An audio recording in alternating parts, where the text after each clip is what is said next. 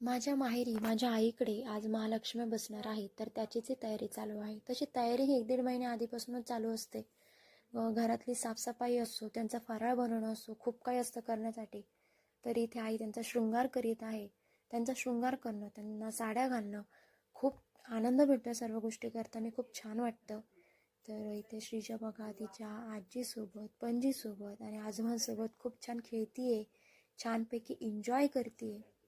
तर पूजेसाठी काही पानं हवी होती, तर आईने मस्त नागिनीची पानं तोडून घेतली. तर हे नागिनीचे पानं आमच्या घरासमोरच आहेत, आईनेच लावलेले आहेत. तर ही पानं बघा किती फ्रेश आणि टवटवीत दिसत आहेत. नंतर ना आम्ही गौराईचं आगमन केलं. त्यांना छान हळदी कुंकू वाहून त्यांना छान ओवाळून त्यांचं छानपैकी आगमन केलं आणि आरती केली.